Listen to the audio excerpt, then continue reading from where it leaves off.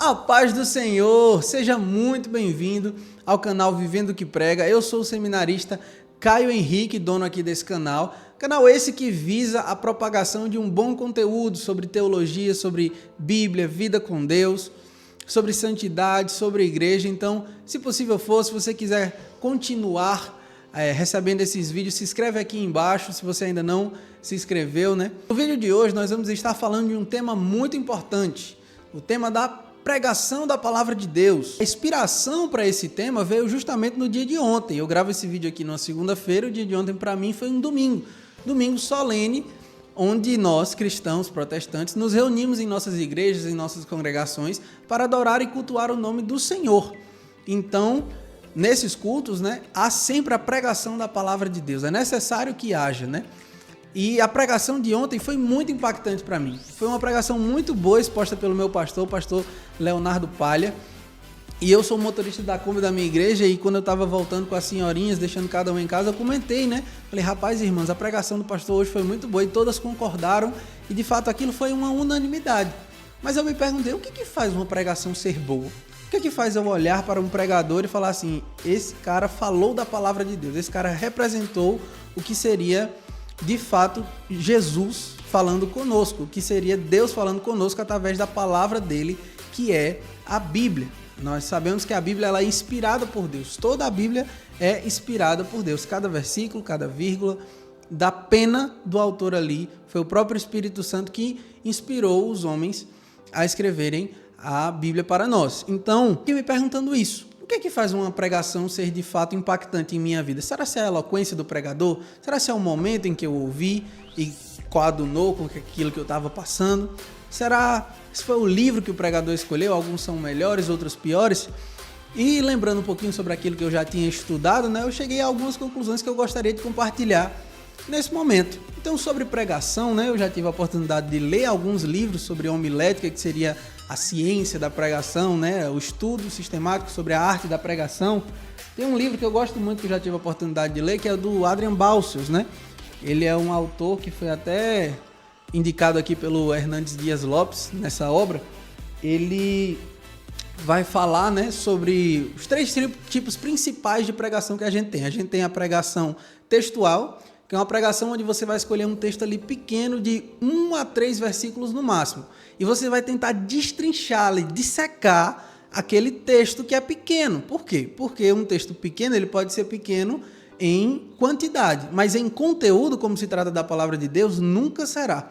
Então, a pregação textual é quando você escolhe um texto ali, limitado em sua quantidade, para destrinchá-lo e aplicar no coração, na mente das pessoas da igreja, o que aquele texto verdadeiramente está querendo dizer, quais são as aplicações do texto, como nós podemos utilizá-lo nos dias de hoje para os problemas que nós temos hoje em dia, e também entender o contexto, né? Quando esse texto foi escrito, para quem ele foi escrito, quem o leu, né? Quem recebeu, como recebeu, será se de fato impactou a vida daquelas pessoas, como por exemplo as cartas de Paulo, não é verdade? Então, o sermão textual é um texto ali pequenininho. E tem outro tipo de sermão, né? O sermão lectio continuo, palavra bonita, né? Salvo engano, é latim essa expressão, que seria, né, uma leitura contínua. De onde? Da Bíblia. Então, uma pregação lectio contínua seria uma pregação de um texto um pouco maior, mas da mesma forma mantendo ali a fidelidade. É uma pregação que emana do texto bíblico. Então, você vai escolher ali um texto que tenha de 3 a 12, 15 versículos, e você vai ter que ser fiel ali à perícope, à ideia do autor. Então, às vezes, você pode ocorrer no erro de pegar ali um texto pela metade, um texto que você, por exemplo, já começa com um portanto. Um portanto é uma conclusão. Então, onde foi que o autor começou a ideia que ele está concluindo agora? Não é bom que se faça isso, que se separe a introdução do desenvolvimento da conclusão. Então, o texto lectio contínuo é feito, a exposição lectio contínua, né? Ela é feita dessa forma, para que você exponha uma quantidade maior ali de versículos da palavra de Deus sem perder essa fidelidade. Eu já preguei lectio contínua algumas vezes, né? Eu sou apenas um mero seminarista, mas já tive a oportunidade de pregar a palavra de Deus na minha igreja algumas vezes. E eu preguei, por exemplo, o texto de Isaías 53, um texto que tem ali 13 versículos. Eu já preguei também o texto de Filipenses 2, de 5 a 11, um texto que tem 6 versículos. Todas essas duas pregações foram lectio continua. Eu não pude me ater muito a um versículo pequeno, porque eu li vários versículos, mas eu tive que extrair do texto qual era a ideia dele, contextualizar o texto, dizer assim, o autor escreveu por causa disso, para isso, ele está falando disso, essa palavra significa isso. E aplicar esse texto para as nossas vidas, né? Como é que a gente contextualiza para hoje, 2024, aqui no finalzinho? Então esse é o sermão lectio contínuo. Tem outro tipo de sermão que é de longe disparado mais difícil, que é o sermão tópico. Por que eu digo que é difícil? Porque o sermão tópico, você não extrai ele diretamente da Bíblia, mas indiretamente. Por quê? Porque você decide fazer um sermão tópico, por exemplo. O sermão tópico, você escolhe um tópico, um tema. Também é chamado de sermão temático, né? E aí você escolhe, por exemplo, um tema. Vou falar sobre perdão. E aí você primeiro escolher o tema e depois você vai às Escrituras ver o que é que ela fala sobre perdão. E a dificuldade disso é justamente interpretar os textos da maneira correta. Porque muitos textos lidos fora do seu contexto podem significar coisas completamente diferentes do que o autor verdadeiramente quis dizer. Um exemplo que eu dou sobre isso é o texto de Ageu, capítulo 2, versículo 9. O que é que vai dizer esse texto? A glória da segunda casa será maior que a da primeira. Aí é o pregador, por exemplo, que só olhou para o versículo e não para o seu contexto. Ele vai dizer, irmãos, você que teve a sua primeira casa, saiba que na segunda a glória será ainda maior. O texto estava dizendo isso? O texto estava falando de casas terrenas ou de casas celestiais? O texto se estende a nós ou era só para o povo de Israel? Tudo isso tem que ser considerado. E no sermão tópico acontece muito de você citar textos dessa forma sem considerar o contexto deles. É possível fazer um sermão tópico fiel às Escrituras? Com certeza, só é difícil. Difícil, trabalhoso, porque você vai ter que ler o contexto de vários textos para poder ser fiel. Nesse texto de Ageu, por exemplo, eu vejo que muitas pessoas interpretam ele de maneira errada. Por quê?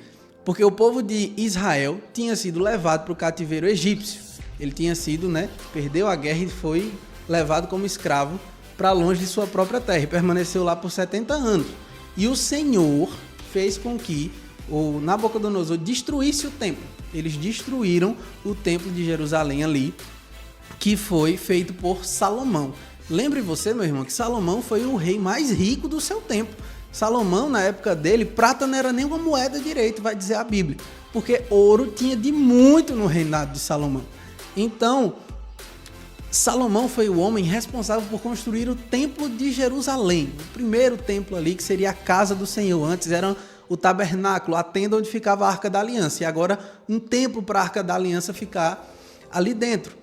Então esse templo glorioso, tem vários versículos da Bíblia ali em Reis, que vai falar a maneira como o Senhor designou cada pedacinho, cada material que seria usado naquele templo. Pedras preciosíssimas. Então, dentro desse contexto, o povo de Israel perde a guerra, é levado ao cativeiro e o templo é destruído. E são levados do templo todos os utensílios, os copos que depois Nabucodonosor e o filho dele, o neto, Beltesazar, no livro de Daniel, vai ser também punido pelo Senhor porque usou esses utensílios para idolatrar, Mas isso aí é tema para outro vídeo. Mas enfim, fato é que esse primeiro templo foi destruído e no contexto do versículo 2 lá de Ageu, esse templo estava sendo reconstruído. Mas reconstruído como? Depois do povo sair da escravidão. E saindo da escravidão, lógico, alguns reis, alguns povos doaram os materiais para que eles reconstruíssem um templo para o Senhor. Mas o texto também vai dizer que os idosos, que na época, antes do exílio, antes de serem levados para longe, eles viram o primeiro templo. Então, quando eles viram o primeiro templo, eles choraram, porque eles viram o segundo e disseram, nem se compara. E de fato não tinha como se comparar a reconstrução do templo com o templo original. E é lógico que se você pega esse contexto, como que a segunda casa, a glória dela vai ser maior que a da primeira? O templo primeiro era muito mais glorioso. Então o texto não está falando nem de Israel, nem de mim e nem de você nos dias de hoje. O texto está falando de nós e do povo de Israel na glória. Essa aqui é a nossa primeira casa. A segunda casa é a nossa casa celestial, é a nova Jerusalém, onde moraremos eternamente com Deus. essa glória da segunda casa será muito maior que a da primeira. Então, uma explicação um pouco longa, né, para explicar os cuidados que se deve ter quando se vai pregar um sermão tópico, para não incorrer nesse tipo de má interpretação, dizer assim, não, o texto está falando tal coisa, o texto fala X, quando na verdade o texto está falando Y. O Adrian Balsos também vai falar um pouquinho sobre preparo da pregação. O preparo envolve oração. O pregador ele tem que ter uma vida de oração pela vida dele, pela vida das pessoas que irão ouvir a sua pregação e ser edificados com ela. Se for um pastor, né, as suas próprias ovelhas. A leitura da palavra. Todos nós, como cristãos, devemos ler a palavra diariamente, de preferência, né? Como Josué, né, recebeu esse conselho do próprio Senhor. Medita nas palavras da lei todos os dias da tua vida. Então, para um pregador, isso é ainda intensificado, porque ele precisa estudar ainda mais, meditar nas Sagradas Escrituras. No que tange também, por exemplo, a entrega do sermão, né? Digamos que você já orou, de preferência jejuou, já leu a palavra, já escolheu o seu texto, né, à luz ali de todos os recursos, né, de exegese, de hermenêutica, né, interpretação do texto original frente às traduções. Depois de você ter feito tudo isso, você tem que considerar também a entrega.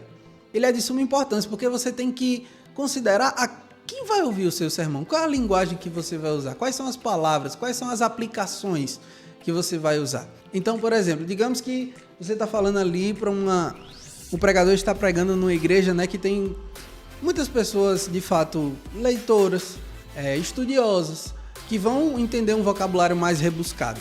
Mas aí esse mesmo pregador vai para outra igreja que tem uma certa quantidade ali de analfabetos, semi-analfabetos, que também precisam ouvir a palavra de Deus da mesma forma. E aí o pregador chega: irmãos, jamais devemos dar subterfúgios para cumprir a magnânima vontade de nosso Senhor. O que é subterfúgios, os irmãos vão se perguntar. Magnânimo, é bom ou é ruim?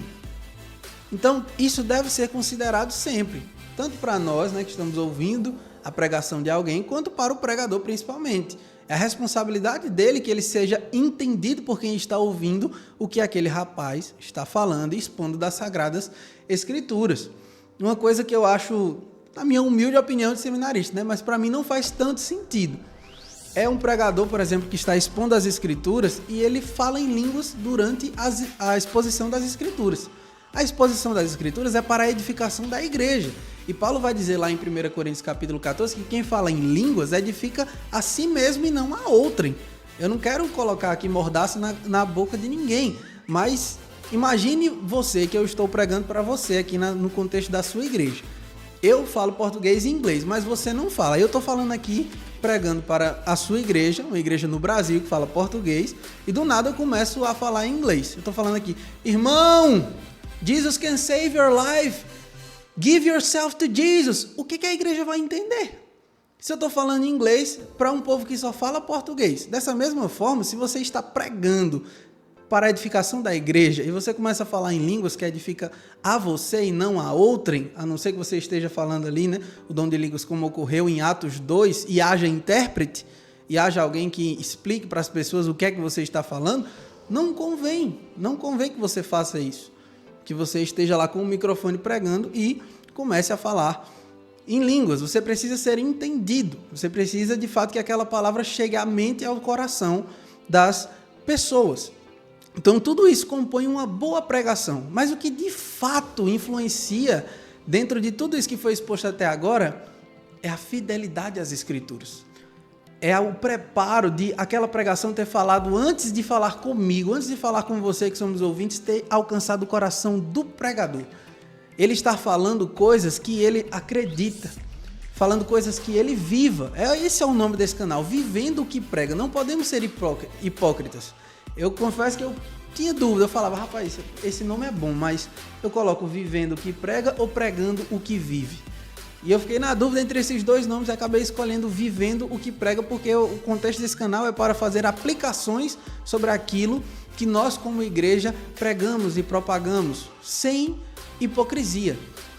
Mas também poderia ser, né, pregando o que nós vivemos, só que seria uma responsabilidade ainda maior para nós, porque seria que o que corrobora o que a gente prega é o que a gente vive. Então, para um pregador, isso é extremamente necessário. É necessário que haja a fidelidade nas palavras, nas atitudes, no proceder. É necessário que você veja essas marcas, né, na vida daquele expositor da palavra de Deus. Eu me lembro da aplicação que o pastor fez ontem, que chega doeu assim, mas é aquela dor que traz uma reflexão boa para nós. O pastor perguntou assim: irmãos, bem sereno ele perguntou, quem aqui nunca mentiu? Levante uma de suas mãos. E a gente começou a olhar assim para o lado na igreja, olhando para os outros irmãos e as mãos tudo baixadas. Uma simples pergunta, irmãos, nos traz muitas reflexões. Por quê? Porque aquilo responde para mim e para você que nós somos pecadores. Eu, no ato de não levantar a minha mão, eu estou dizendo assim, de fato eu já menti. De fato eu sou carente da glória de Deus, eu preciso do perdão dele, eu preciso de Cristo. E eu olho para o meu irmão e eu vejo que ele está na mesma situação. Ninguém foi hipócrita de levantar a mão e dizer, eu nunca menti não.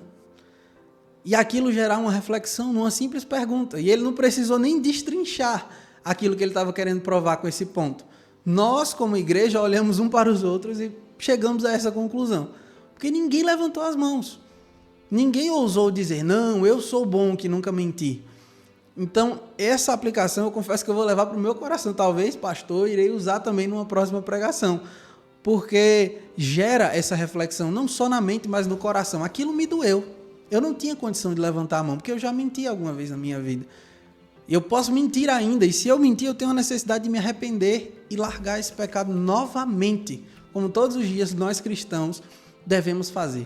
Então, como é que eu identifico uma boa pregação? Uma boa pregação não é se ela é tópica, se ela é lectio-contínua, se ela é textual. Uma boa pregação não é sobre o livro que se prega, não é exatamente sobre a maneira que se prega, embora seja também muito importante que você se faça entendido nas palavras que você está dizendo, que você tenha credibilidade sobre aquilo que você está expondo. Mas o que faz, de fato, uma boa pregação é a fidelidade às Sagradas Escrituras. É que nós olhemos para o texto e olhemos para o que está sendo exposto e não vemos diferenças, deturpações. A pura, perfeita e imaculada palavra de Deus. É isso que Paulo fala a Timóteo, para os pregadores também, né? Em nome de Cristo Jesus, que há de julgar os vivos e os mortos, pregue a palavra. Simplesmente isso. Paulo vai dizer, não me envergonhe do evangelho, porque é o poder de Deus para salvar todo aquele que crê, primeiro o judeu e também o grego. Então, meus irmãos, que a graça do Senhor esteja com cada um de vocês. Espero que esse vídeo tenha somado um pouquinho nos seus conhecimentos, nas suas reflexões sobre Bíblia, sobre igreja. Se possível for, deixa um curtir aqui embaixo, ajuda bastante esse vídeo ser ainda mais, né, ter mais alcance e outras pessoas também serem edificadas para com ele. E a paz do Senhor a todos. Vamos viver o que a gente prega e vamos pregar o que a gente vive. Graça e paz.